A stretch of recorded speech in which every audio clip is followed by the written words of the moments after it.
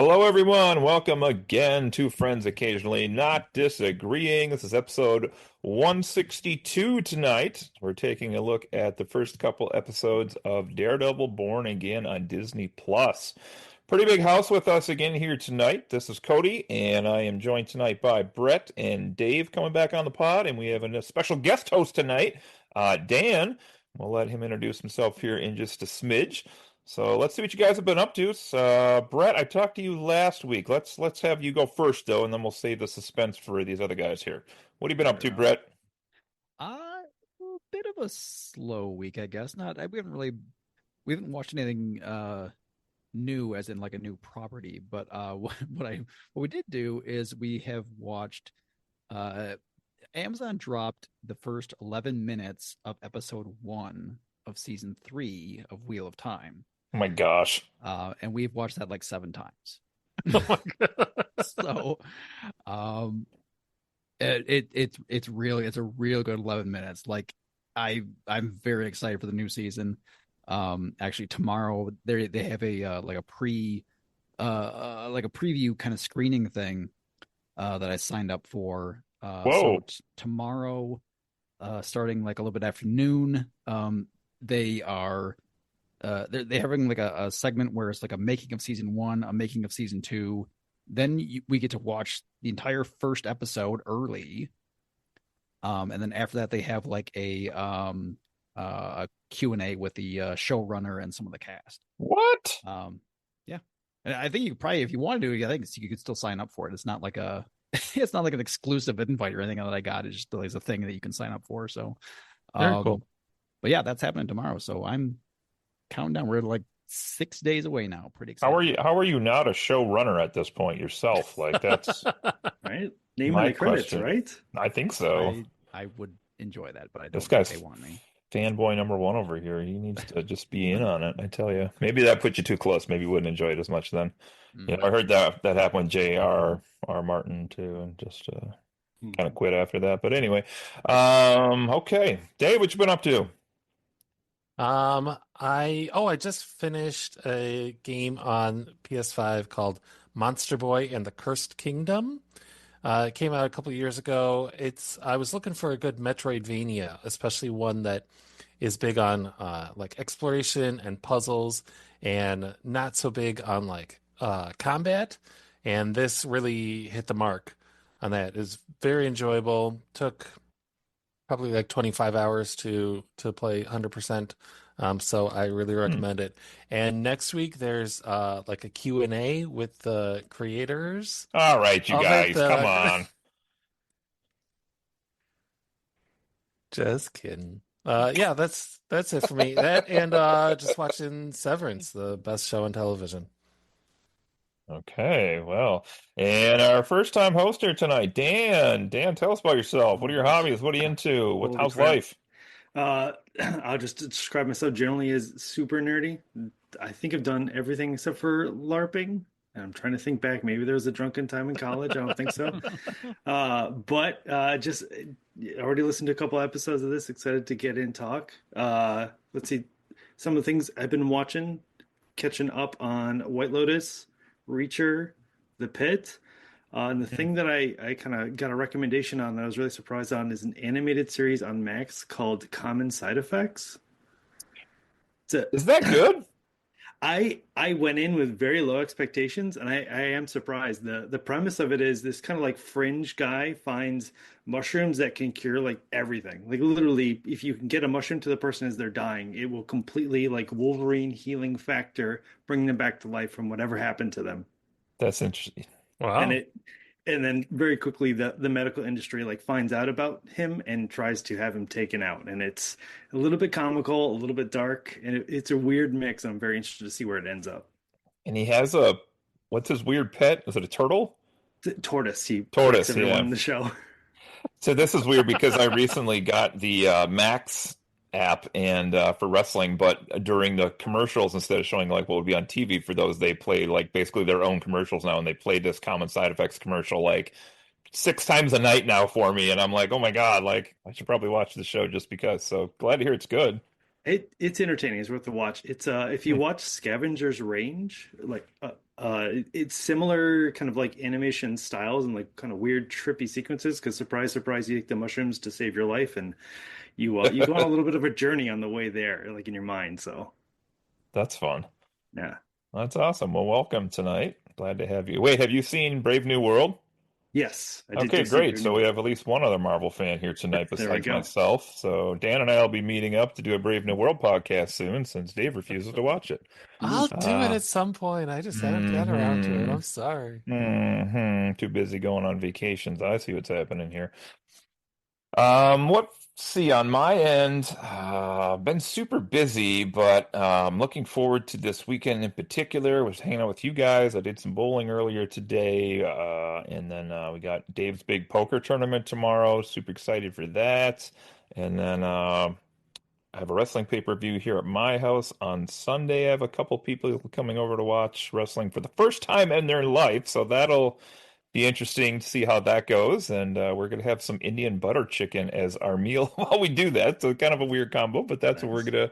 we're gonna rock out. And I put up a mini podcast yesterday where I did the video for the first time. So that was something new that I put on YouTube just to see what the reaction would be for that. And I haven't checked the numbers to see if anybody's watched it or not yet, but it was interesting to do, I will say. So, and other than that, I really haven't been up to too much. We have watched maybe a couple episodes more of Squid Game season two. We're still kind of working on that, but besides our topic tonight, that's really about all I have been up to, I would say. So, all right, well, let's jump into this. Daredevil Born Again. We're back again, ladies and gents. Disney Plus. This is our, I don't know, what do we want to call this? Is this a season four? Is this a spiritual successor? Is this, I don't know what we want to call this, but, how many, I wanted to ask first, how many of you saw the original three seasons on Netflix? I didn't know if we all Oh had yeah. or not, so. I when I signed up to do this podcast, I realized that I never actually watched Daredevil season three. This was like a few days ago, so I've been marathoning it since then. I watched like half of it today, in preparation for this, and then I watched a little bit of She-Hulk with Mm-hmm. Daredevil in it, and then I watched a little bit of Echo to Mm-hmm. see how Kingpin ended because I couldn't quite remember. Oh, that was I, good. You squinted right there, just at the. Get the eye joke. Yeah, So just to kind of remember where everything left off before I started this one. nice. Brett, I don't remember. Have you seen those? I haven't. I know that they come highly regarded, but I just haven't gotten around to watching those. Now, I mean, I was actually kind of hoping somebody hadn't seen them, to be quite honest, just to kind of give us that other perspective coming into this show, and seeing, what they thought about this fresh-ish. I think we did get a little Daredevil cameo, a couple things here, which we'll talk about. But all right, I was just kind of curious about that. So, um, yeah, it's interesting. Dave mentioned a couple properties in there already.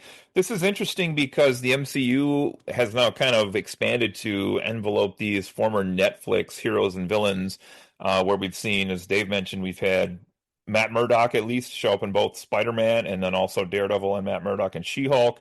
Kingpin has been more or less the main villain behind the scenes in Hawkeye, and then also was in Echo as well. So Yeah. we've seen like a couple portrayals of them in the MCU. She-Hulk and Hawkeye in particular, maybe not the exact version of those characters that we were used to from Netflix, Hawaiian shirt Kingpin and one night stand Walk of Shame Daredevil coming back from She-Hulk's. So I was really interested to see what they were going to do with this show, like what tone they were going to take. But it seemed for like from the previews, they were going to kind of go back to that darker tone that they had in the Netflix shows.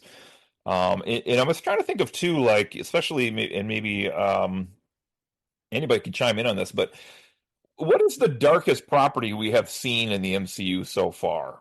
Like I was trying to think about this earlier. Is it Moon Knight, or like is there a movie that you consider to be darker?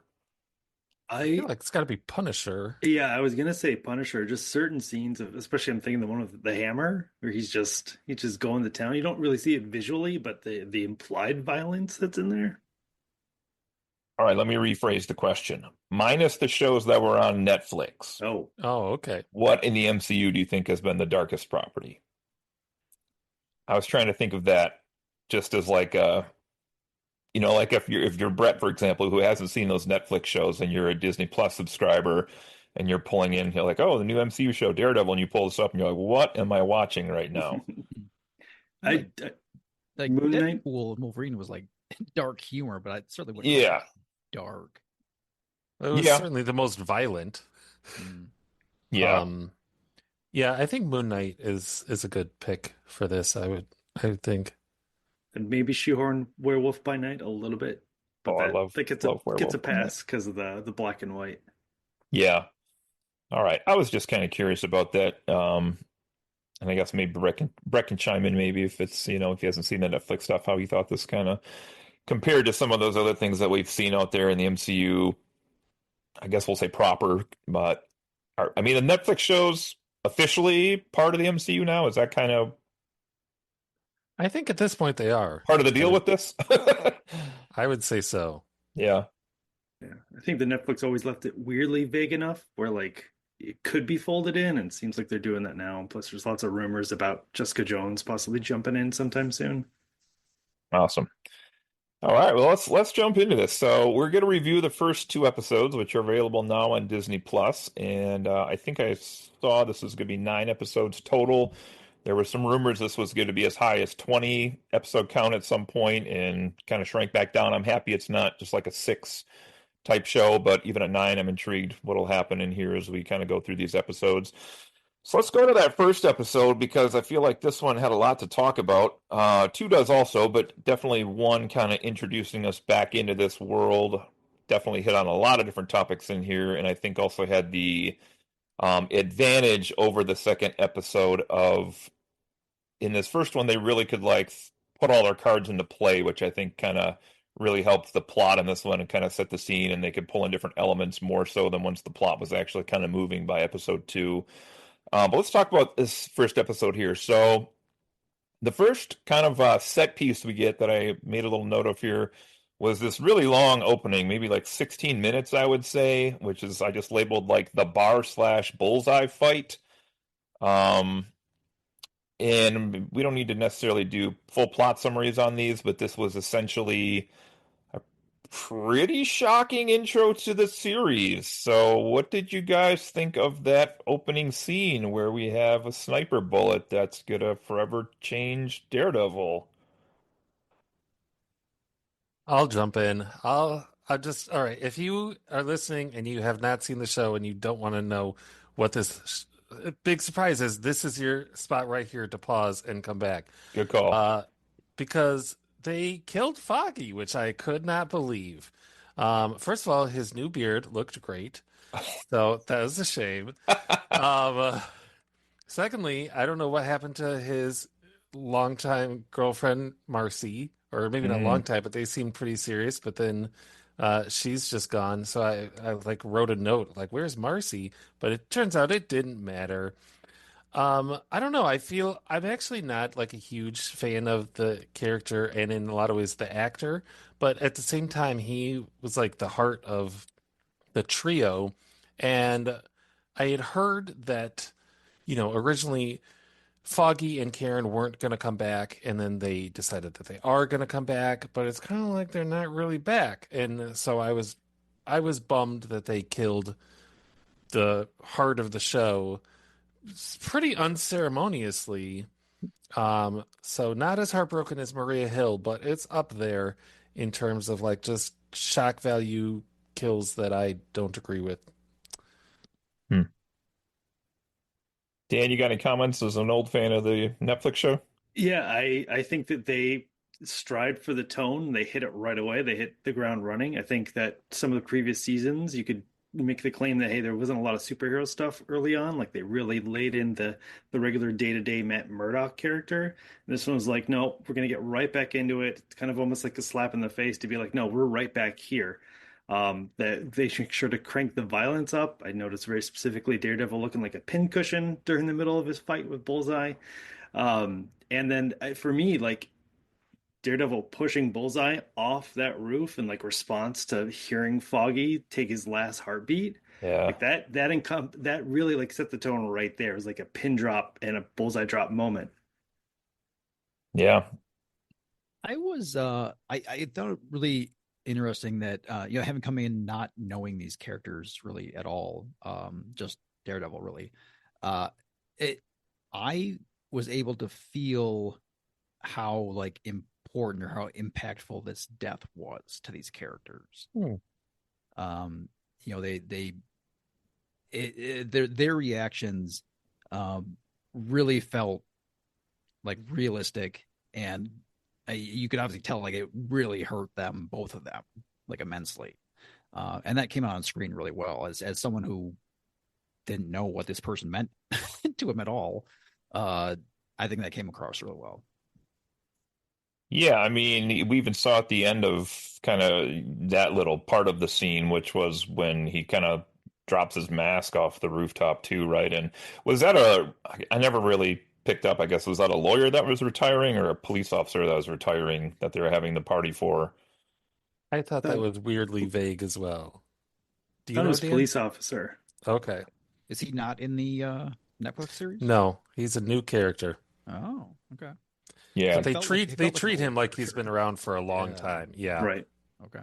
yeah. So I thought, just in his grief, the fact that he immediately like exposed himself to somebody to be like, here's who I am underneath the mask. I was like, oh, he is definitely way messed up in his head right now that that was not even a thing to consider, just like hiding his identity to somebody in that moment. Luckily, apparently this guy is his new confidant in some ways, but um yeah, this was, I mean, definitely want to hear from Brett on this, but like we saw a smidge of this hand-to-hand combat, I think in Echo, right? Like episode 2 or something close to that, where Daredevil's kind of like showing you that hand-to-hand style that the old Netflix show was known for.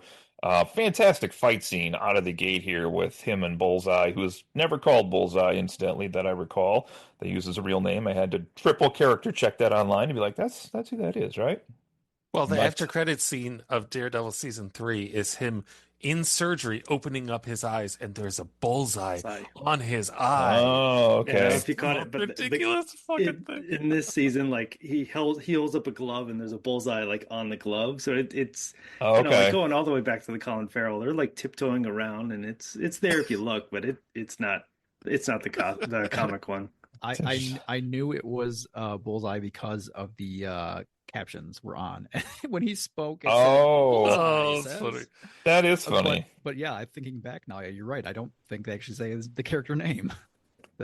Yeah, there was a lot to like in this opening fight scene. I love the you're gonna hear me talk maybe more than I ever do on Marvel stuff as far as like the technical stuff in this show, but just like the way the lighting worked in this fight was so fantastic. And they're like chasing each other through the bar scene, and then they're in like that stairway where they're fighting, and we kind of get like this almost like strobing effect with the light in the hallway. And that was really like the first time I saw like the light flash on the once and it had like the silhouette of all of the daggers sticking out of Deadpool, and I was like, holy shit, like he is just like soaking these things as this guy's tossing these at him, and like, oh my God, it's crazy, man. Is it just me, or did they like the shot saw them go up one, maybe two flights of stairs, and then they come out and they're on the roof like five, six stories up? I was like, I don't think the math is mathing on this one. Yeah. There was something weird with that because I think at the end of it, like Bullseye is kind of running alone up the stairs, but then somehow Daredevil like swings into the top of the building, Yeah, and you're like, Oh yeah, wait, what did he go outside and then I up guess. and in around? some That way he got Yeah. out and took the outside and swung up. Yeah. I thought the CGI when he's going to when Daredevil like leaves and he's running across rooftops and stuff, I thought that looked awful. Was that just Yeah. me? Okay. I was like, this is not a good sign of things to And come. referencing back to the reshoots, like this felt really heavily that they must have reshot this. Like maybe they didn't have as much time with the CGI, but yeah, it Mm. stood out. I noticed it. It also like the previous seasons, this was the most like their CGI kind of like reached almost to this level, and again they're hitting it right out of the gate, and it probably used a little bit more time. Hmm. I'm notorious for not catching CGI, so I was like, looked good. Um, I was really impressed with the fight myself. I thought yeah. that the all the smoke and, like you say, all the lighting effects and things they did was really cool. Like I don't think we've really had a fight like that in anything previously, and I to me it felt like it was trying to kind of put us into what Daredevil kind of like experiences himself. Like we could just barely see the characters, and like to him, that's got to Hmm. be somewhat like what it is fighting. Like, um, so I thought that was just really cool because it is something new. And another thing that I noted that I liked was that he feels very real, like as a human being. Um, because he doesn't have a superpower beyond his like super hearing, and like they didn't do any kind of camera work to make him look faster than an average human, so it just looked like a natural fight, which was really kind of refreshing for all the other Marvel stuff that we see where everything is made to look like there is like punching enormously powerfully and is like super fast, so it was cool to watch. Everything you're Also, describing is like a hallmark of the original show. yeah. They often do like a very long shot of an extended fight where Daredevil is taking as many punches as he's given Hmm. and is fucked up like during the fight and after the fight. And then like an episode later he's fine again. Yeah. But Yeah. um if anyone like Brett has not seen the previous seasons, it's worth just like YouTubing like Daredevil fight scenes and Mm. just watching those because they're really well done and enjoyable. Yeah, the Nice. hallway Okay. fight started season one was in a hallway, and then like every season they had like their one very like show offy fight that is the one sequence, and it just kept adding on to it. But yeah, the realism that you were talking about, like I keep using the word exhaustion when I think about like that fight, like the fact that both him and Bullseye had to like stop and like take a breath. Yeah, That good is point. something you see very little in the MCU. Yep. Yeah, huffing and puffing as they're going at it. All right, awesome.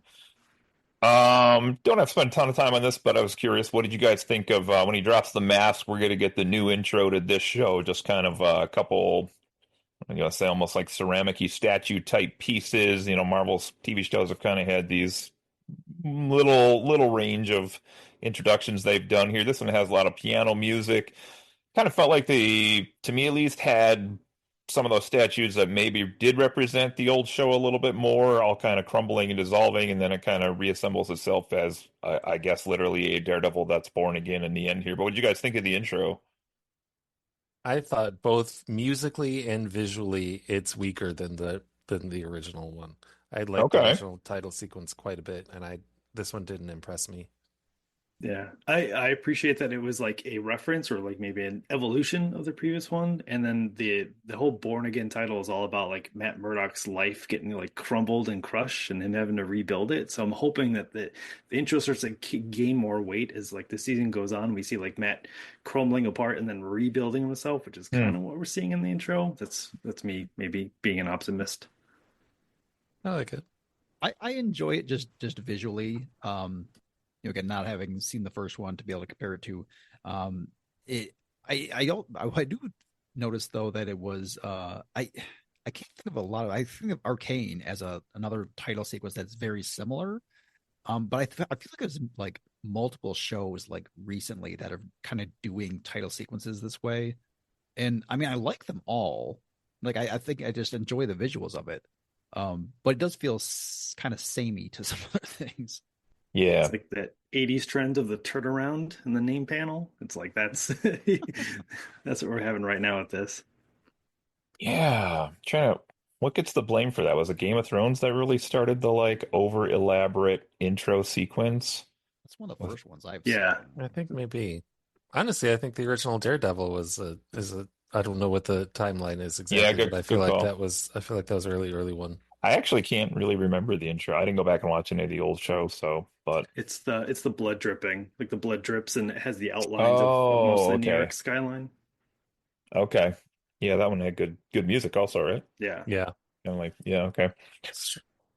All right, let's keep it going here. I guess. Oh, we should mention, I guess, that after Matt tosses Bullseye over, we find that what is this guy's deal? I don't remember this from the old show. Is he like meant to be like superhuman or something? Like, how does this guy hit the concrete and then like suddenly his neck kind of like spasms back and he opens his eyes and he's seemingly fine in like the courtyard or courtroom scene.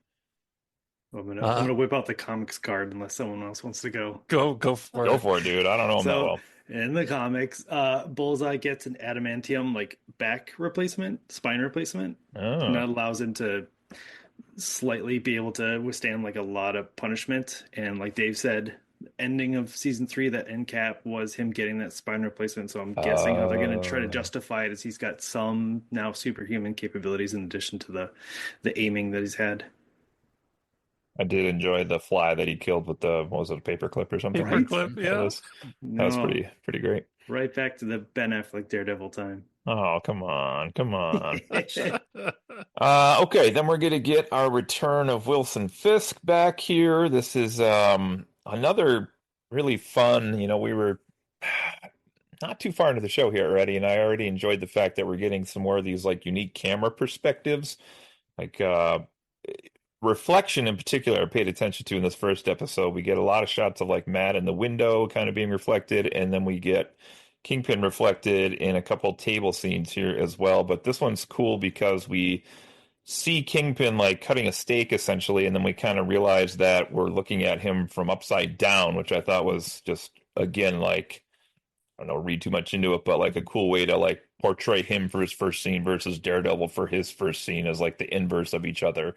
I thought that was kind of cool. So we're going to see Vanessa come back. I didn't know for sure we were going to get her back in this show.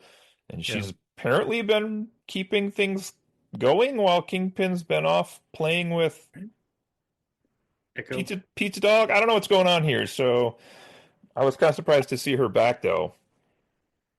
Yeah, Boss Vanessa. It seemed fine. It kind of made sense. I think Kingpin's disappearance, while we saw the content of it, like still feels a little weird. Like you couldn't call every once in a while, but Yeah, right. Yeah, season three, and really the seasons before that too, he's doing everything for her. hmm Sort of not, but that's what he claims. And you could like they drive home that he actually cares very, very much for her. And then so it is a little weird that he was like, I'm gonna peace out for a little bit and I'll be Yeah. back. I kind of thought that they should have maybe use the snap somehow to Ooh, show how they were separated for a while. And Hmm. I know they can't really have snapped him because he's been in stuff. Maybe she got, I don't know. The snap is one thing that I wish like we would more of these shows that more of these characters that we return to after a while, we can find out what happened to them, how it affected them. I feel like it's an easy like writers thing to do, and they don't do it as much as I would like. agreed. Yeah, that's fair. Well, we're going to get our plot line here introduced with our first scene with the two of them, which is Wilson Fisk is going to be running for mayor and now has, I think that was already announced though, wasn't that announced in like Echo or something towards the It end was that he the was. end hmm credit scene of Echo, yeah. So he's got the signatures he needs from the people of New York now to go run for mayor, which, the concept of a terrible person running things just that seems totally foreign and far off comic book world. So Yeah, how could this like horribly corrupt guy who Yeah, like this most felon. people hate, he's a felon. Yeah, he's a total asshole and he gets elected. It's unrealistic. I don't like it. and then surrounds himself with other assholes. I can't even. It's weird. Okay, we're gonna get a little bit of, I don't want to say closure here, but the only scene we have with Karen and Matt, we're gonna go to the courtroom here for the sentencing of Bullseye, and afterwards we're gonna get Karen and Matt briefly as she hands him back one of his broken horns from where the fight took place. Was I reading too much into this? Like when they sentenced Bullseye, they basically gave him like a crap ton of life sentences to be served consecutively. Like Matt and Karen both like kind of startle jump. And I couldn't tell if that was like them being happy because he'll be in jail forever, or did they like want the death penalty or something for this guy? Like I didn't really get what that was. If I anybody read knows, I don't know. I read Matt just being happy that justice was served. I mean, that is such a line he repeats so frequently, and he's so focused on it that like seeing it happen kind of like justified it. But then he's got the kind of like gap of okay, well, what I do in response to Foggy's passing after, and I kind of felt like that led into the Karen Page scene, which I felt like that went through a little hole pretty well. I agree that's what it was, but I also agree with Cody that the reaction was strange. He had this like convulsion thing that he did, and I was confused by that too. I also thought it was funny that on a show about like, law and legal courtroom stuff, they had Matt Murdock testifying, followed immediately by the sentencing. Like that didn't really make any sense. I know that's just me being nitpicky, but I was like, that's some I bullshit. will take a pause here and say, are we judging a blind man on his facial reactions to things? That's not very fair. All right, fair enough, fair enough. Yeah, I would just real quickly just agree. It was like a bit of an exaggerated emotion there.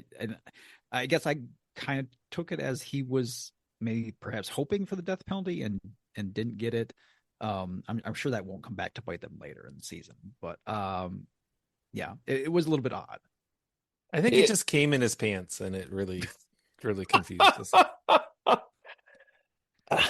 Yeah, this is interesting. So Karen reveals she's in San Francisco, and I did have to wonder, like, Foggy has been killed off in the first 25 minutes of this first episode. Karen is seemingly going to go back to San Francisco, and it looks like they're putting Bullseye in jail. Oh, is he out of the show now too? So they effectively have like taken almost every character out from the old show, minus a couple. Do you think we're going to see these people again, or is this just their way to like clean the slate and new story this?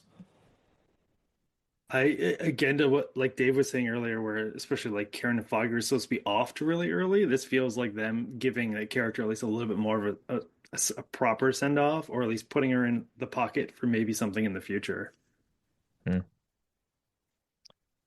And like I kind of was alluding to there, I bet we see Bullseye back by the end of the season. I think he gets like escapes or maybe even like Kingpin like lets him out or something. Yeah, I mean, he's a great antagonist, and he's a different type of antagonist than Kingpin, which is why I think they work, so well together. But um, all right, let's keep going here. One of the Fisk PS announces on TV after this that he's running for mayor officially. Just kind of keep that thread going. One of the most fun scenes in this first episode takes place in a diner where this is again shot extremely well. Like Fisk has announced he's running for mayor. He comes out of the building that he's in, and there's all of this publicity and media and protection, and they're like chasing him down as he's walking down the sidewalk, and then we see him just kind of like freeze, and then the camera like pans around the other way, and we see like he has this mob of people behind him, and facing him is just Matt Murdock standing by himself on the other side. And I was like, that's an awesome visual as well. Like they're doing some really great shots in this first one. And Matt invites him to essentially go have like coffee together. And a really fun conversation here that kind of runs a little bit of humor. There's some pretty serious parts in this as well. I love the Fisk explanation of like, I tried to mentor someone, and Daredevil's like, didn't she shoot you in the face? Oh yeah, Uh, their verbal sparring is almost as fun as their physical sparring. yeah, it's like what's being said and what's not being said, right? At the same time is all fantastic.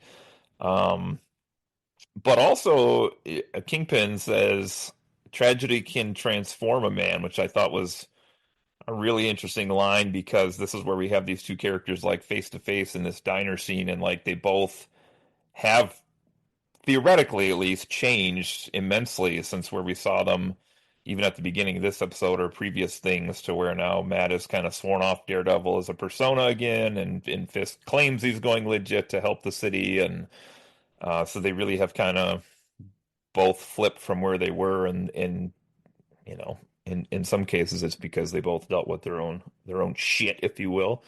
What else in this scene? Anything else in this stand out for you guys? Actually, right before there, I wanted to call out the Mhm. really cool callback to Endgame with that like 1 year later, the one word fade in at a time. Like what a great Oh, way to kind of like wrap in that time jump. nice. Yeah, I like that too. I did enjoy this scene. It's interesting because it's just two guys just in a room talking to each other, but it feels much more important or impactful than what that would that just the description would make you believe. Um, I guess it just comes down to the quality of the acting, I suppose, but yeah, for just two people. They're the only ones in the scene. Like there isn't anybody in the background or anything except for that one guy who comes through the window. Yeah. Um, it there's no sound. It's just quiet, just them talking. But it's a cool like kind of intense scene, and it really did. It made me question whether Fisk actually like means the things he's saying. Like has he really actually changed? It was the feeling that I came out of that scene. Yeah, and I Yeah. I can't answer that after Echo. Like I honestly I'm watching this not knowing where he's at, where he's going to end up, like what his motivate. Obviously, his motivations are bad, net bad, but the greatest villains are the people who think they're doing the right thing, even if it means doing bad things to get there. Yeah. Yeah, great point. I had actually had the same question, same thing. I was kind of wondering watching that scene was, is there any chance that he actually is going to play this straight? Like he does just want to help clean up the city. Um, Make your comparisons, but he's such a charismatic guy, similar to other people we may know in the world. You know, people maybe would listen to this guy, so maybe he could actually make a change in New York. It's not within the realm of possibility, but we also know like it didn't seem like he was planning on closing down his criminal empire either, just kind of putting Vanessa in charge of that. So I have to imagine that it's not going to play out that way, but it was pretty cool. I mean, it's a cool scene just to think like, you know, Matt's basically like, if you change back into who you are, I'm going to change back into who I was. And I was like, that's pretty good way to lay that out too. I thought that was kind of cool. Yeah, I agree.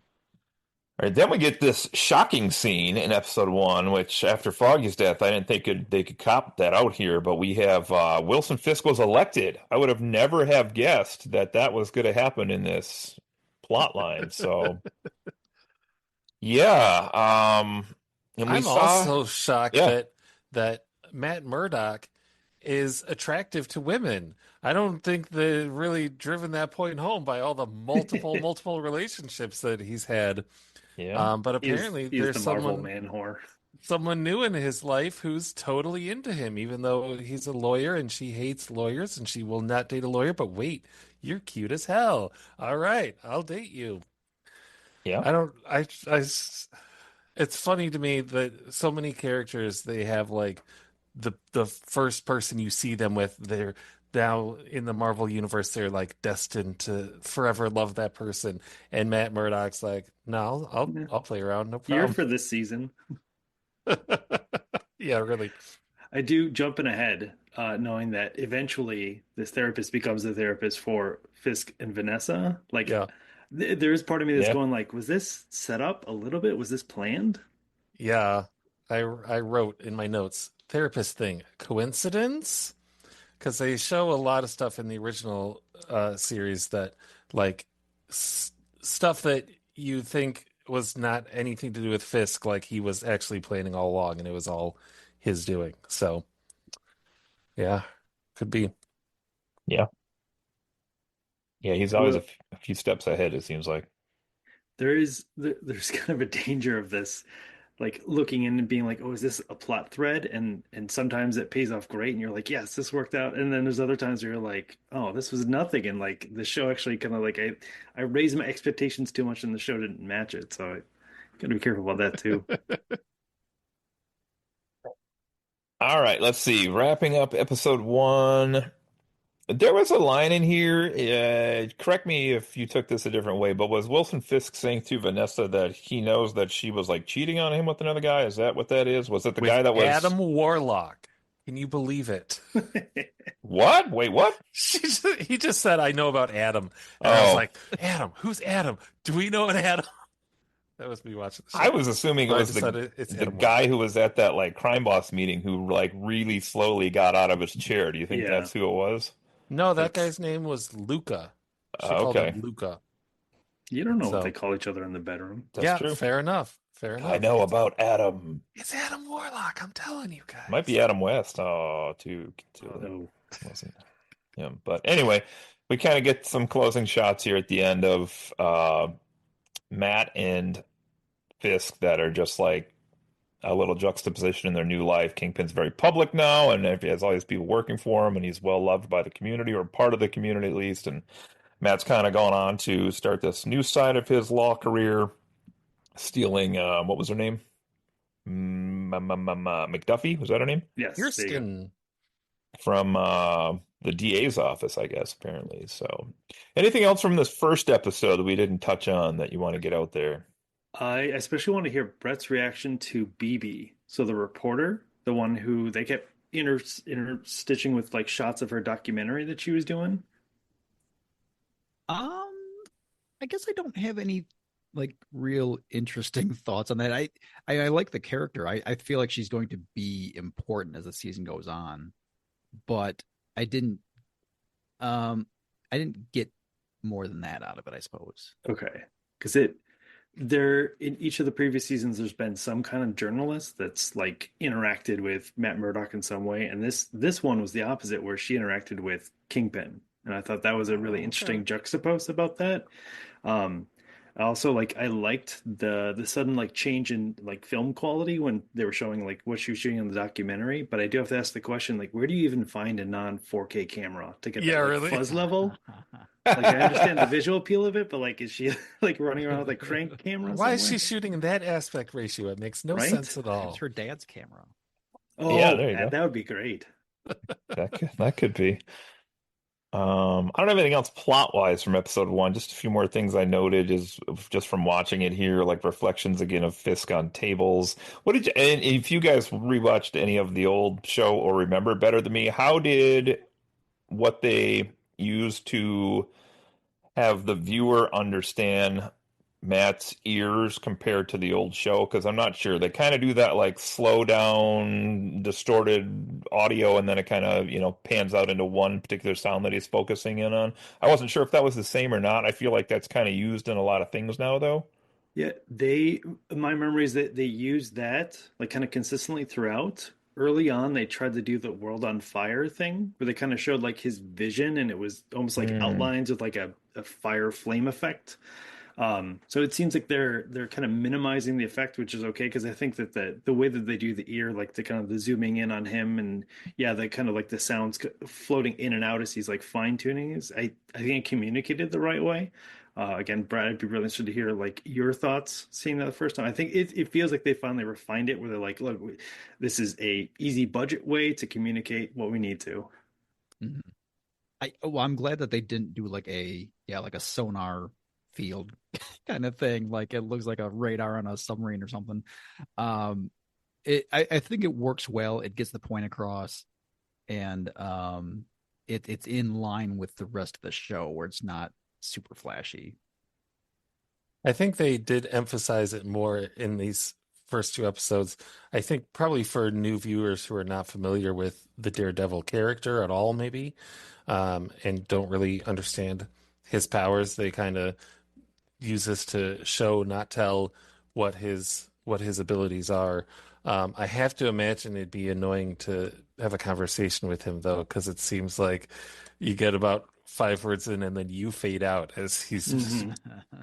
just sitting there, just kind of squinting, clearly not paying attention to what you're saying Miss anymore. Margie is stealing the mail next door again. Yeah, exactly. There That's was funny. there was one cool visual one where it was focusing in on the ear and then like a lens flare kind of came over the center of the ear. Oh, there's And so that much lens flare on this yeah. show now. Well, I I mean, Cody was talking about the lighting earlier, and it's in addition to kind of like the lighting and the framing, they also seem to Hmm. use light to like pinpoint a couple things every once in a while. I did make note of that myself because it was very like it got very perfectly circular directly on his ear. Yeah, yeah. And I was like, wait, are they going to do this every time he's listening to things? So like that would have been like weird, but luckily they didn't. Yeah. Couple more smidges for me on this. Just again, the framing was super cool. One thing I noted, and especially in this first episode where there was more action, they really also made a fantastic use of like depth in the frame, which I particularly noticed like where they were fighting in the bar and like there was like them fighting in the background and then like people in the foreground would like close doors and they'd smash through those and they were like always continuously moving towards the camera, or even like Bullseye when he was in the stairway like huffing and puffing, like the cameraman was kind of like barely staying just ahead of him as they were going up. I thought those were pretty awesome. Even there was the part where Matt's food is like burning because he was like watching the election results. Like same thing, like it was he was in the background, but the food was in the foreground as like Hmm. the focus. So some pretty cool stuff there. I While we're on the topic of, yeah if I can interrupt, yeah. while we're on the topic of cinematography, I did enjoy the things you just said, but I feel like they would set up the shot normally, and then they would just lower the camera by like 2 or 3 feet. I felt like watching this show like I was watching as a short person looking up at everything, and I don't really know what that choice was, but once I noticed it, I couldn't stop noticing it, and now all of you will too. Um, no, I recall what you're saying because there were some scenes where yeah, they were looking at something and the camera was like panning up or down, and I was like, I don't know why, like that's just an artistic thing they're doing or what is going on here exactly with They that, bought but one super awesome dolly in there, made sure to get as much use out of it vertically and eh, horizontally as possible. it's just actually got like a really loose joint in it and it just kind of keeps sliding down when they're doing the shot. They were on a deadline, so they're like, we gotta roll with it. Tiny Um, detail when he was cooking, the lights were off in his place. I enjoy that. Oh, that yeah, is good Just fun. call. cooking in the dark. Cooking in the dark. Also love the, I think this was episode one, correct? When Fisk is on the edge of the building, right? Looking down. Was that episode Closing one or scene. two? Yeah, it was. Yeah, that was awesome too. I liked just how they kind of, just enough to hint to us there. Like there was a white spotlight that kept hitting Kingpin, and then Matt would get the flash of the red from the side every so often. And I was like, oh, I like how this is all being shown to us as well here. This Yeah. is great. Ending scene. Matt Murdock walking away from in that crowd. There was obviously some scuffle going on, and rather than helping, he just walked Mm, away from it. Seemed like a very Oh, I conscious don't think I choice. caught that. Oh, cool. I don't think I did either. Just Yeah. some guy getting beat up in the background. I Yeah, didn't. yeah. There was Yeah. there was some kind of dog pile happening. I was like, what? Yeah. I did notice there was like one, maybe two scenes too, where he like folded up his cane and then just like walked through a crowd, and like that was new because he always really played up the cane usage, like he was a blind guy. And then when he did it, I was like, oh yeah, he could like blend into any situation if he wanted to, as long as nobody called him out on like being supposedly blind. Like, why not play that up once in a Yeah. while a little bit? So I thought that was also kind of clever on his part. All right, let's do some episode two. Whew. Let's kind of just throw it out here because I have less notes on this one. We're going to get into like what seems to be the beginning of this legal plot of the season here, perhaps, with a fight that's on the subway that takes place, some kind of cover up. We got some other things happening here. What kind of stuck out from you guys in this second episode? If I can throw that out as just The a larger final topic. destination death of that cop where he didn't even No hear the shit. train. It just Yeah, really. Anytime they're fighting on the subway platform, it's not like a train's not gonna yeah. come flatten someone.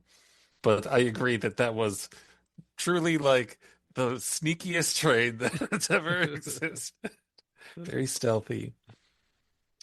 I was excited in the first episode when they showed a flash of White Tiger on the news, who's a character who I don't know a lot about, but a little bit. And I thought, oh, that's fun. I would really love for them to take advantage of like showing lots of different vigilantes, which they kind of did with Defenders, I guess. But any more that they want to introduce, I'm happy for. And so as soon as I saw White Tiger, I was like, yeah, that's great. And then as soon as I connected the dots that, oh, this subway guy is White Tiger, I'm excited to see more of that character and kind of find out what's going on with him. Yeah. Well, talking about, I'll call out Fisk just mentioning Punisher, the one dressed like a spider. Like it's great to keep hearing all these getting tied back in. Yeah. Oh, and I did like how the asshole cop at the end had a Punisher tattoo because I, Yeah, 'cause I feel like that's very true to life. That Punisher, I like the character Punisher, but Punisher fans are the worst. Oh my God. I they did a comic to try to express that where like Frank Castle walks up to people with the Punisher, like cops with the Punisher like decals and stuff like that. He's like, no, that's not what you are supposed to stand for. Like so It's the my comic thing. tried to address it. Interesting. Let's see what else we got here. Well, we do get a little more on BB in this. We find out she's the niece of Ben Urich from season one Mhm. of the Netflix show. So it's been a while since we've seen, I guess, anybody from that family, but let's see. Reminder: Fisk killed Ben with his bare hands. I would have not remembered that, so thank you. Yeah, Was Can we talk about Tony Soprano Jr. yeah, right. Please. showing up? I wrote in my notes, "Who's this goober?" And then my opinion of him did not change at any point. He also dropped the first F-bomb, which I was Mhm. like, oh, wait, okay. So Star-Lord gets to say it one time, Deadpool says it like 120 times, and then this fucking goober gets to. But then he wasn't the only one. There are a few more in the episode, so I Yeah. was like, oh, okay. Um, but I just think it's a very strange character to put next to Wilson Fisk because the Fisk is as serious as they get, and this guy seems as unserious as they get.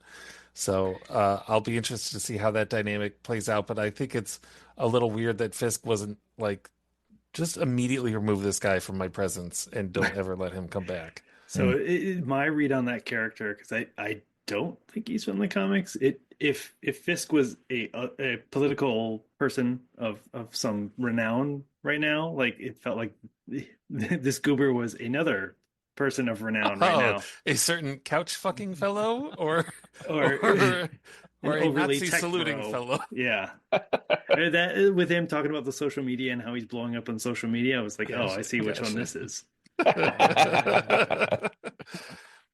Yeah, the That's show is funny. prescient in a few ways. Yeah. Absolutely. Let's see what else we got here. Other highlights in this one. I did enjoy, I had to triple check this, that Daredevil's new girlfriend's book title was Live Without Fear, which I was like, oh, that's good. Man Nice. Without Yeah. Fear. That's pretty funny.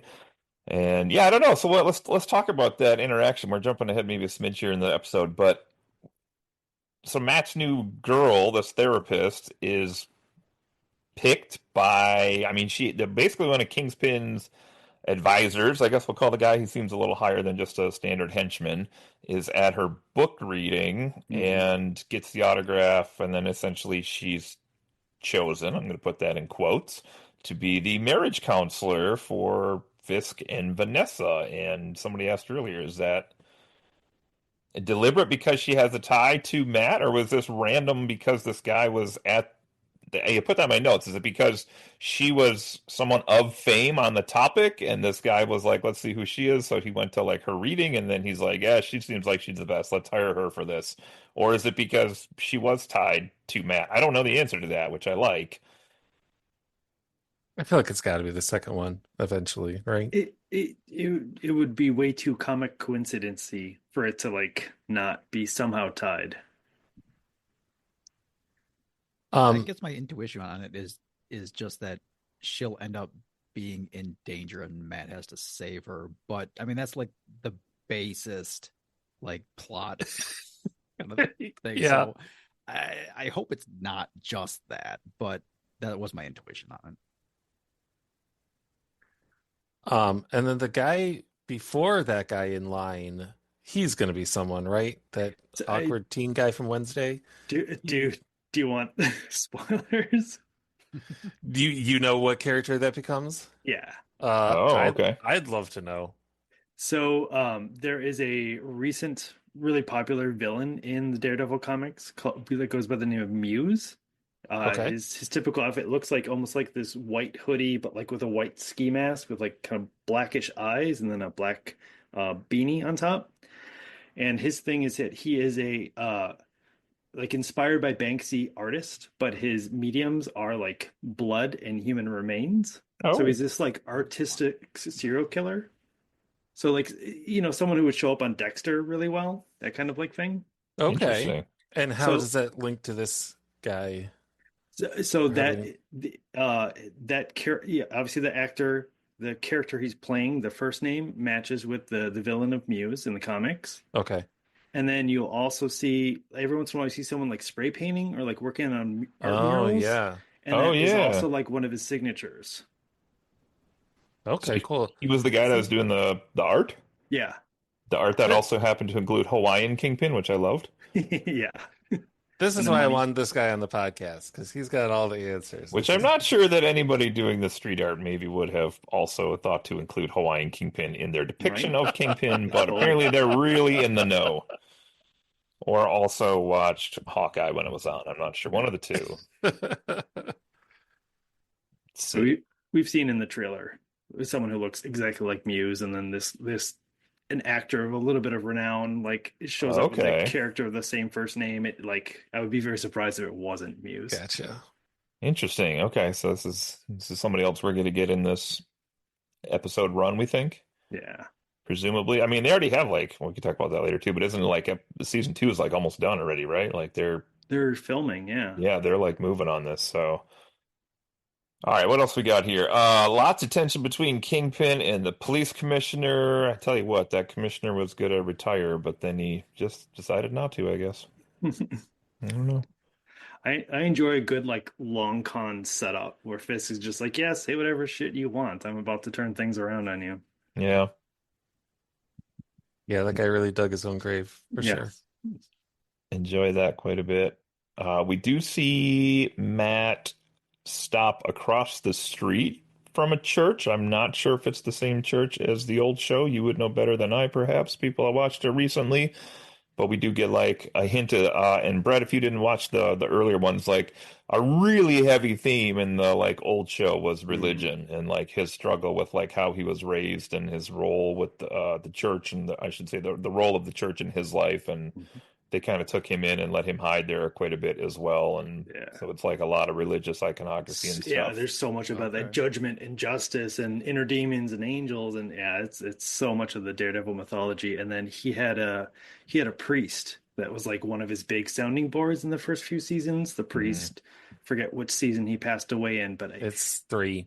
Yeah. three. There you go. Also this season we find out one of the nuns is his mother, Yes. Oh yeah, who she's still out there, so I don't know if we'll see her again or not. Yeah, we'll see that. interesting. And then there is so Matt is Catholic and there like I think he's listening to something about communion and there's a thing about like your soul has to be like in a pure state to receive the communion. So as a recovering Catholic, that said to me that like he didn't feel like he was justified in going into the church, something that in all the previous seasons was yeah, his place of like solitude and like comfort. Hmm. Interesting. Interesting. Yeah. Yeah.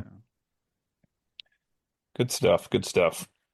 Well, I guess we should at least go into just a smidge about.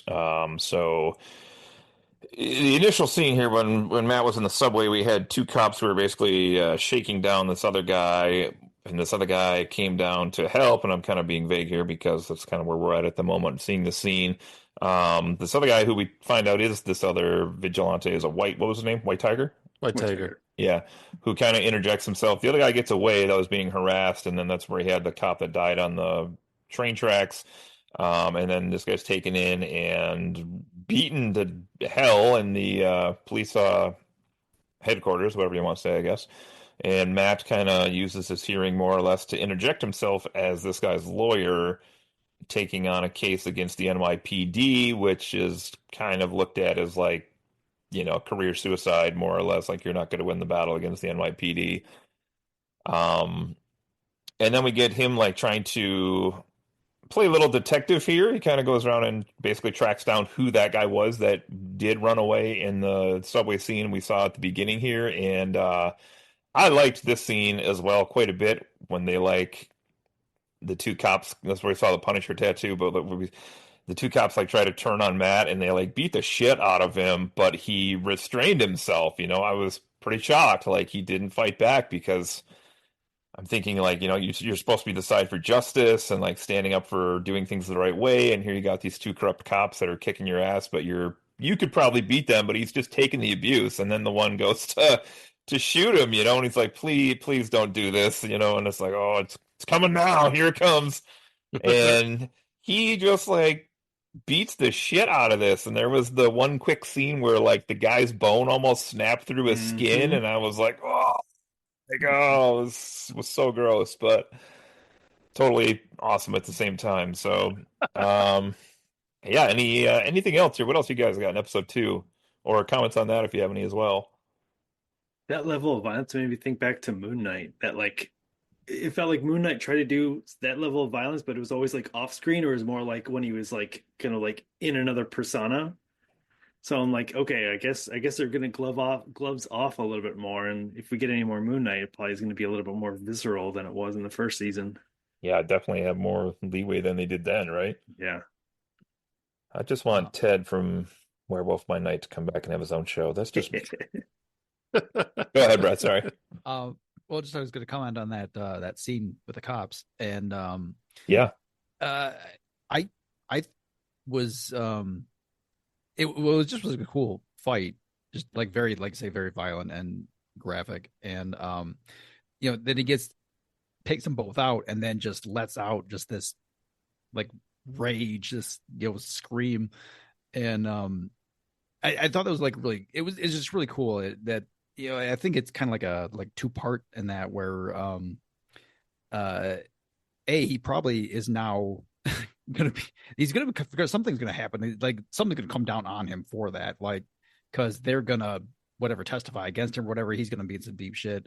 But at the same time, it feels like it's just like this massive frustration because he doesn't want to be that person anymore, and they like Yeah. forced him into it. Yeah.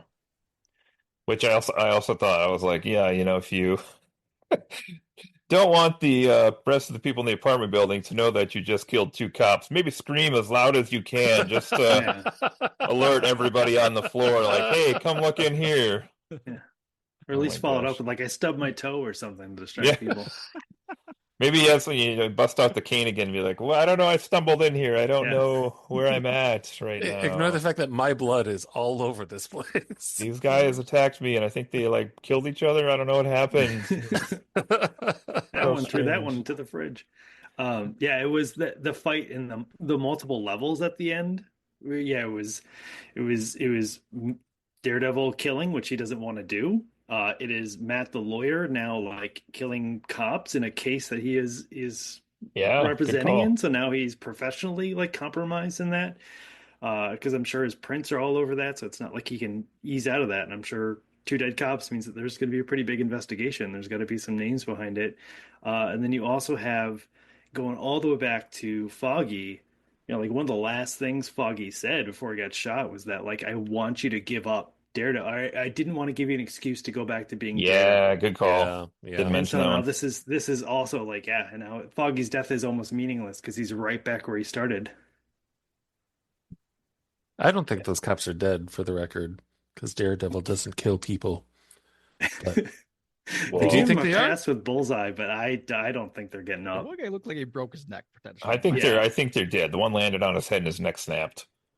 They make a big thing in all the first 3 seasons how Daredevil doesn't kill anyone, including Well, he Fisk. didn't. Matt Murdock did. God. Daredevil's record still intact, and Bullseye was thrown off, and he survived. It's still I intact. I think Perfect those record. cops are alive. I really do. Really? Oh, wow. Yeah. Okay. Okay. I do guess we'll we find out. do we think though those cops were just a couple bad eggs, or is it like a deeper systematic thing? I think the tattoo. So that maybe it's not specifically like, okay, we're trying to suppress this, but I would not be surprised if a major theme we're already hearing it a little bit is the anti-vigilantism. And that already Fisk is like talking about that in some of his political stuff. And I would not be surprised if those cops are like trying to find ways to get vigilantes in trouble or like make Hmm. lives harder for vigilantes. And this is again me like putting in breadcrumbs that might not pay off, but I Hmm. would not be surprised if the subway incident was actually like them trying to get White Tiger involved so that something could happen. Interesting. I Like can believe I'll that. conspiracy Yeah. theory all the way down there, Like they were harassing the guy to draw him out, perhaps, perhaps and they did, but not in the the way they uniform they thought. thought they were going to get. Yeah. It's Dan, interesting. Dan, do you know enough about White Tiger to educate us on White Tiger's whole deal? So not the original. It's his, I think it's niece who is like the more popular White Tiger, like White Tiger 2, Okay. basically. And she's in the Spider-Man and Friends cartoon show, and she's kind of taken off as the popular one. So the female White That's where I've seen Tiger. the character before. Yeah, yeah, exactly. Yeah. So like And this what's the power set? there it is three items that come together as an amulet that gives him like superhuman reaction and like agility. Oh, okay. Cool. I thought it was funny that Daredevil in front of the Matt Murdock in front of the I judge know. is like, he didn't even have his magical Man, amulet, you it guys. was a weird line. Like, And even more so that the judge is like, "Yeah, that tracks. We can't yeah, use that." yeah, yeah. That's a fair point. They're like, nobody knows where the Ten Rings came from. It's okay. Yeah. It's no big But deal. I guess in a world going to like Spider-Man Homecoming, if I'm sure there's cases where like, well, he got a hold of some Chitauri technology and did an anti-grav field, and like that's got to be New York's legal system right now. Yeah, sure. Yeah, that's true. That city's kind of been through the ringer in the MCU, hasn't it? I guess we see a little bit of that in She-Hulk, how like there are defendants, there are cases around magical or supernatural Yeah. people or people with powers, and how do you deal with that? So that's fun to think about. But I Yeah. did notice that line too. I didn't even have the amulet. Oh, naturally. One thing I was thinking about as I watched it, um, I'd love to know. I was thinking, does Wilson Fisk have more screen time than any other MCU villain? Depending on how you count Loki Yeah, I was gonna say Loki's the and only other who contender. has the only other contender, because he's in all three now, four seasons of Daredevil, and he was on Echo, and he's not too much in Hawkeye, but I Yeah. feel like most other villains they fight for a while and then they're defeated or you don't see him for a while, but this guy's just consistent. I feel like he's probably Yeah. got the top spot there. I Good think you take there. have Yeah. to. I would say, especially if you go purely in the role of villain, because you cut off a lot of Loki's time in terms of being like maybe an anti-hero or like kind of a sidekick. Yeah, So in terms of pure villain, yeah, it's definitely Fisk. Yeah, that's interesting. it's got to be a TV show too, because I was thinking like Winter Soldier or somebody as was introduced as a villain. But yeah, with the TV show run time, I mean, he's got to have the most. I would think. I was surprised too. I saw, I think it was Vincent D'Onofrio said like they've only ever filmed 5 or 6 scenes together Hmm. ever, counting the old Netflix show. Like they're in the entire show, but they're never in the show together. Yeah, So they had what one was it just the diner scene they had in this one so far? I think so. Yeah, the kind of lead up to the diner where they meet on the Yeah. street. Where they're like actually face to face. Yeah. Yeah, Yeah. so it's kind of interesting. Like it is really like a show of two characters, even though Hmm. it's called Daredevil, right? But it's Fisk is a huge part of the story. Absolutely. Anything else on episode 2, or does anybody want to make some speculations as to where this could go before we do some wrap up here? So we got 7 episodes left if they stick to the 9 episode. Well, I'm sure they're sticking to the 9 episode run count here. Um, we have obviously some stuff going on with Matt. We got a girlfriend involved. We got his new partner. I liked his new partner, by the way, as a character. I thought McDuffie was pretty cool. Yeah, I like her too. Um, Yeah. we got Fisk. We got seemingly fractured NYPD because there are some that seem to support Fisk and some that are very loyal to the old commissioner. Some of this vigilantism that's going on out there.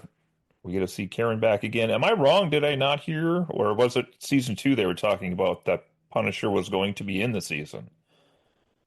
Uh, I Punisher thought it was in was the trailer for this one, this so I'm one, right? assuming he's Yeah, gonna be okay. back. So that's got a lot of combustible elements here Yeah. to play out. I hope when all is said and done, I'm not like I wish they had had 5 more episodes with what they're going to try to pull off here. But the MCU TV shows after Netflix, have always been a mixed bag of like, I wish this one would have had 3 more episodes, and this one probably could have had 1 or 2 less episodes. Yeah, yeah, I agree. Like they don't always hit the pacing Yeah. as well as they should for how many people they have behind the scenes working on these. Um, so I don't know. Anybody want to do any speculation of like what might happen here?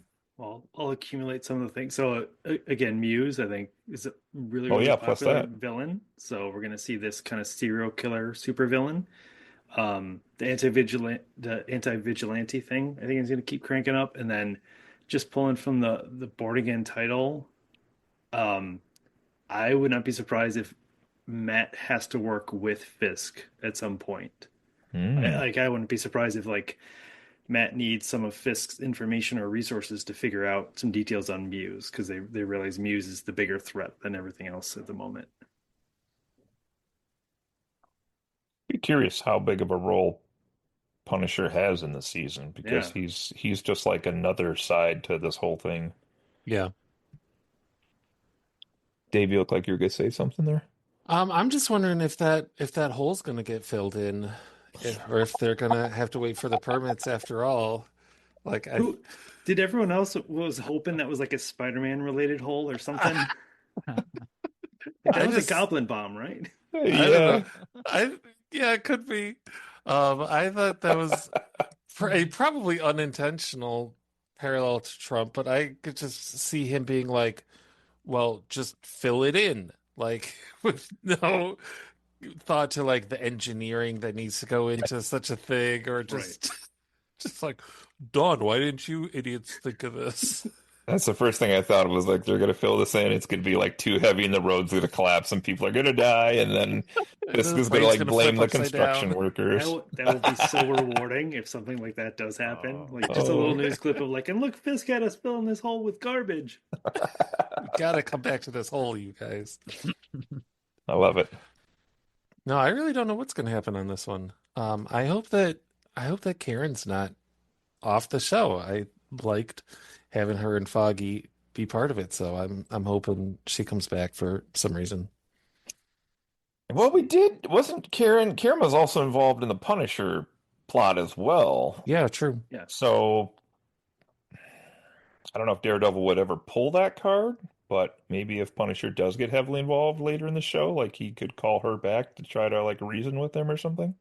A good idea. I don't know. I guess if Punisher, if I'm sorry, if Daredevil, if Karen and Matt are not going to be a thing, then maybe like Punisher and Karen could be the next best thing. I don't know. There you go. Or hey, Karen. Now she said she was going to San Francisco. Maybe she'll join forces with She-Hulk and be an attorney on the West Coast. Oh snap! Oh snap! That'd be fun. She's like the new Rosario Dawson Night Nurse There you character. go. Exactly. Like links all the other shows together. Brett, just for your record as well, if you haven't seen the Netflix shows, they never made an Iron Fist, just so you are aware, okay? Yes. Make sure It's we get very that up. important. Hey, it's Tiger Mask. What was the character that Colleen was supposed to turn into? Wasn't Uh, that Tiger Mask from Colleen Iron Wing. Fist? Yeah. What was her?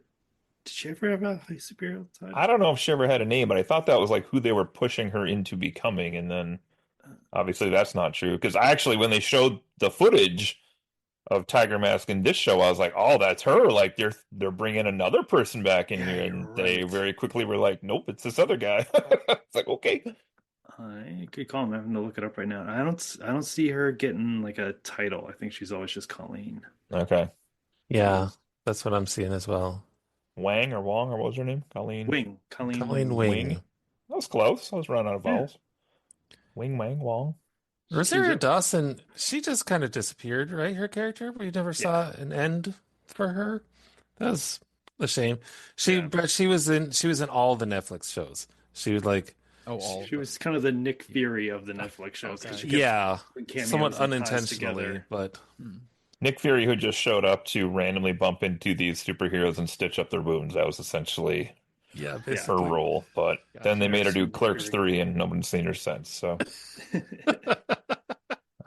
uh, okay. Anything else here? Let's do some wrap-ups, or we got anything else out there? I really enjoyed this song at the end of episode 1 when Will you Matt's sing it walking for through. us, please? I can bring it up on Spotify real quick if you Which need. one was that? Was that the... It's kind of punky. Oh yeah, I know the one you're talking about. I didn't look up what that one was. I did message our friend Joe and tell him that they had some Nick Cave in here, and he was like, "Oh my God, cream pants." Title is So, "Staring at the Sun" by the artist TV on the Radio.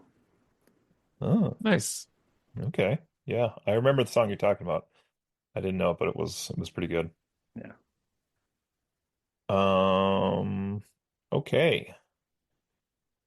Anything else before we put a rating on these first two episodes? If you want to, I know Dave sometimes doesn't like to throw ratings on stuff early here, but I like to rate my stuff out of 10 with where we're at. I actually lowered mine while we've been talking, so but it's been good. Anything else before we wrap it up here?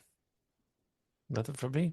All right, let's see. What's the most logical way to do this? Should we have Brett go first or last if he doesn't know any of this stuff? I am the most interested in his rating. I know, me too. Like maybe we save him for last.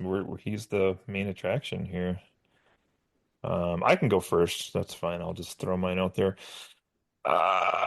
This is an interesting one. Here's the deal. I knew it was going to be TVMA, but I believe this is the first MCU show on Disney Plus we haven't watched as a family, which is also like a landmark occasion for us because up to like 5 days ago, I assumed that was the family plan.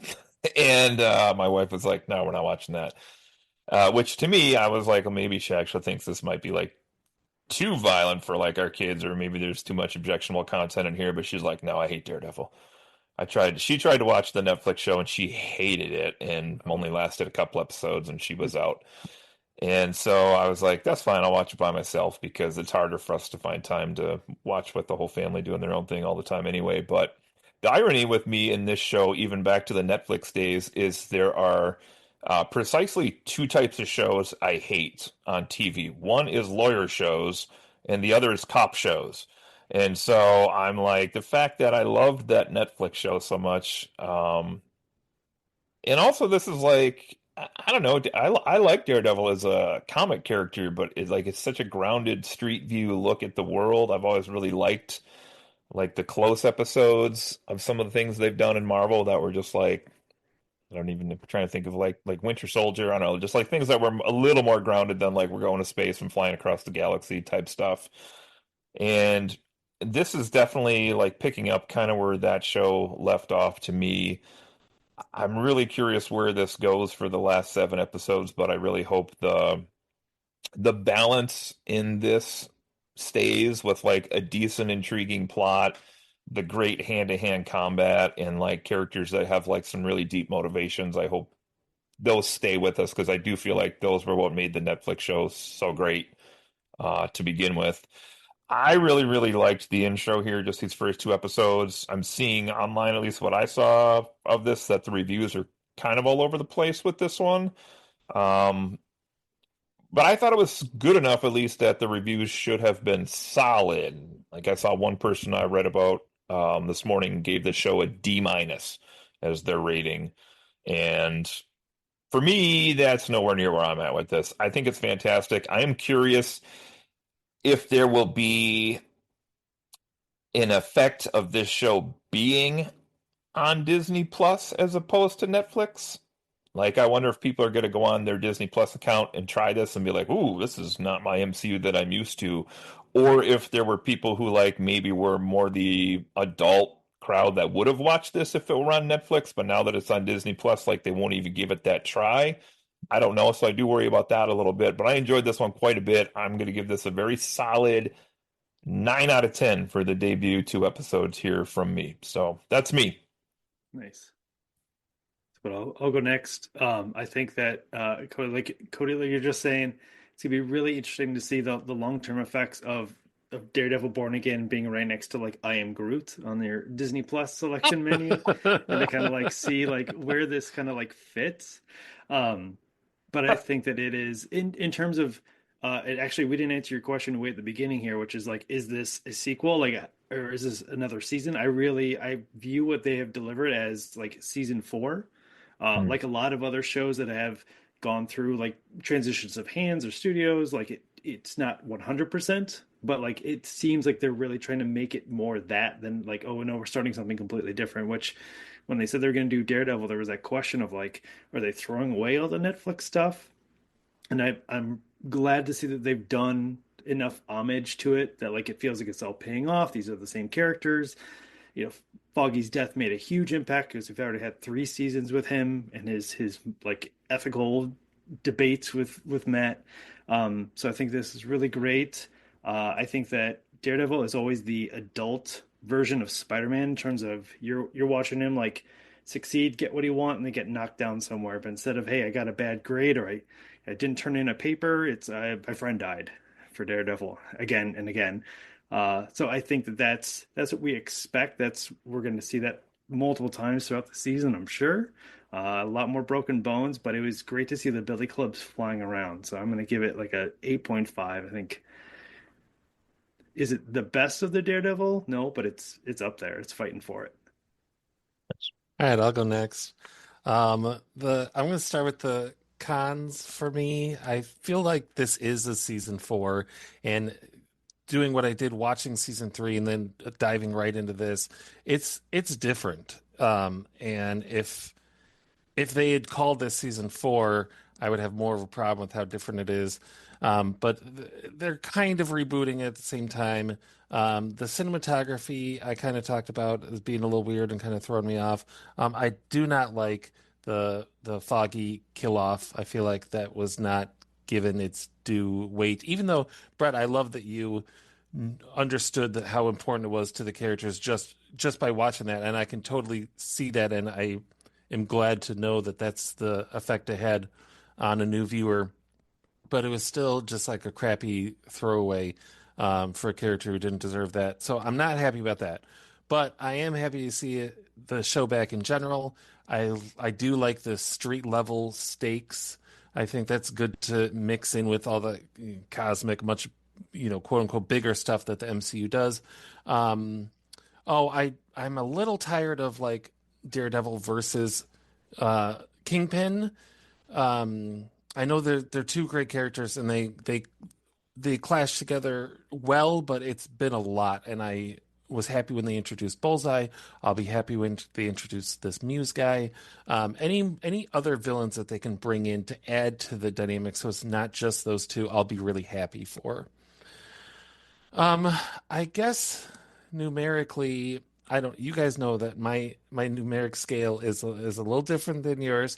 So when I call it a 4 out of 10, don't be insulted, please. Um, that just means that I like it better than 40% of the other stuff in the MCU, and I really feel like it only has the potential to go up for me. So I'm looking forward and hoping that it does that. I think I killed Cody with that. Sorry. 4 out of 10. What the hell? So I'll wrap this up here.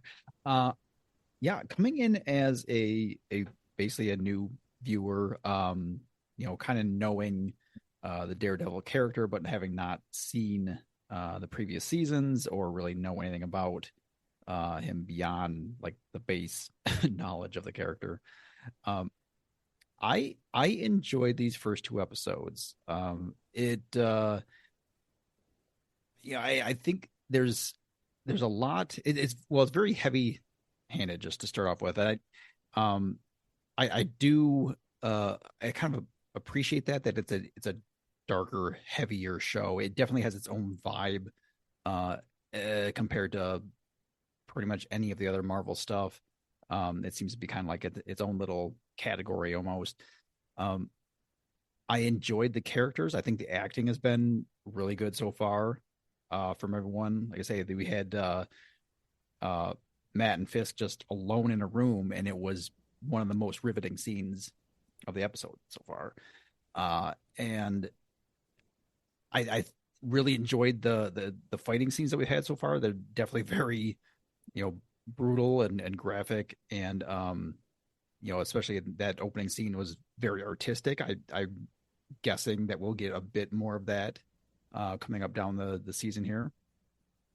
So overall, I'm excited to continue watching the season. I If I threw a number at it, it would probably be 7.75. And I like, this is enough. This little glimpse into it is enough to make me curious about the other seasons. Like I would be more inclined to go and look at those first 3 seasons, having seen this.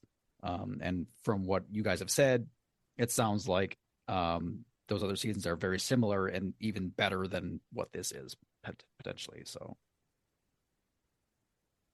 Yeah, good stuff. The Netflix stuff was mostly good. Yeah. Yeah, I was gonna start to have that sound even better than it was, and then I was it like, it has some great highlights. yeah. Punisher, I really enjoyed. Daredevil was fantastic. Jessica Jones was good, and then kind of went off a little bit. Mhm. Iron Fist was never great, and Luke Cage was great for 6 episodes. So, all right. Dan and I were hanging out one time, and I told him that I had never seen Iron Fist season 2, and he said, "Oh my God, we got to watch the last 5 minutes of the last episode of Iron Fist." Oh man. And we did, and it was even worse than I possibly imagined. Yeah. So I recommend anyone do that because it's so funny. All right. I do. Does anyone think he's going to get the logo on the chest by the end of the season? Bullseye Ooh, or Daredevil? Daredevil. like the double DD? Ds. Yeah. The double D's on the chest. I like the way you think, Dan. Now that show, that's a 7 out of 10, right? Dave and Dan, double D's on the chest. There it is. One other thing we didn't mention too was, depending on how this season ends, if they're going to have this be integrated into like the bigger MCU now. Like, Mm. if Fisk is in control of New York City, like that's the epicenter of the MCU. So that's kind of interesting too. I mean, you got Spider-Man. I think that's basically seems like where Thunderbolts might be partially set at Mhm. least with the tower and Yep. Fantastic Four. Are they New York based also? It must be, right? They are, but it's an alternative universe. Okay. Spoiler, just kidding. So yeah, we'll see how this all plays out. It'd be really interesting if they get it to like this. I didn't know about this Muse character at all until you said this, so this is cool to me to have like a new thing to look forward to. But Yeah. if they did have him and Kingpin and Daredevil and Punisher and somehow could like weave the 4 of them into like 2 plots that kind of overlap and then change, like, but again, I worry they're not going to be able to do that in 7 episodes. I don't know, maybe. It is a tall order. Where did they leave? Because I don't remember again, and this is spoilers for Brep's apology, but where did they leave Punisher at the end of his series? Like, where was he? Good question. I cannot recall. Yeah, it's all right if you don't remember. I don't know either. We were talking about Punisher at work the other day, actually, with another guy. Just Season 2. some people liked it, some people didn't like it. My boss really liked it, which I was kind of shocked by. But you got to really be prepared for some hyper violence, Brett, if you're going into Punisher. Yeah. that rarely bothers me. So Nice. Nice. Do. It was- Brett, if you go ahead, Dan. I was just gonna say Punisher season 2 was the like on the road with the girl. I just don't remember how it ends. Yeah.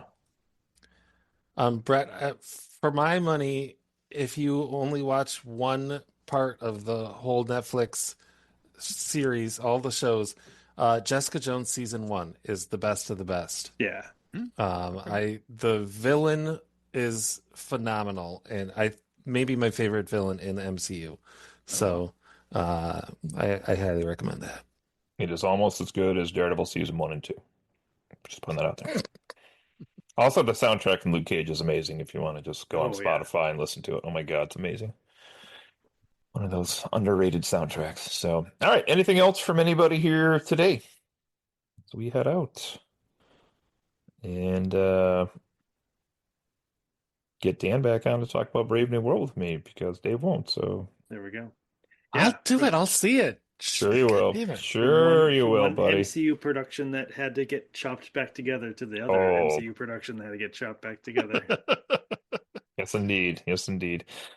All right, sounds good. Well, this has been Friends Occasionally Not Disagreeing on Daredevil Born Again. That's Brett, that's Dave, and this is Dan joining us. Welcome, Dan. And we will see you all later. Take care. Bye. See you next time.